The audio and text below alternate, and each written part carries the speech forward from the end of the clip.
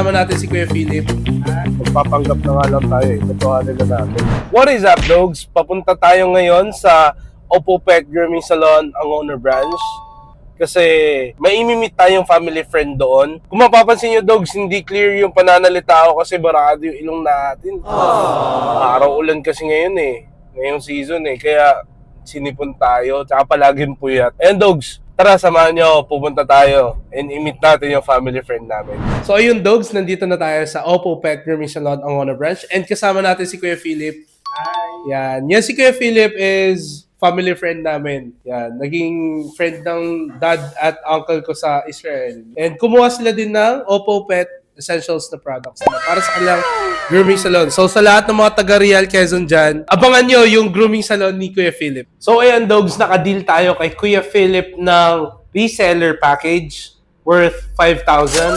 Maraming salamat, Kuya Philip. And ilalagay niya yun sa kanyang pet shop. I-display niya daw yun dun sa kanyang pet grooming na nabubuksan niya doon sa Real Quezon. So, bisitahin natin yun pag nag-open na. Ngayon, hanap naman tayo ng kakainan natin. Di pa tayo kumakain for this day. It's already 5 p.m. pero di pa tayo kumakain. Kaya, tara hanap tayo pag. So yan dogs, bibili tayo ng lechon manok dito sa Boynox. Kuya, isang buo. Dogs, dahil diet tayo, chicken orderin natin. Magpapanggap na nga lang tayo eh. Totohanin na natin. Ano natin, yung order natin, uwi na tayo. Maraming salamat, Dog, sa pagsama sa aking quick errands today. Papunta tayo ng Oppo Pet Grooming Salon, ang owner branch.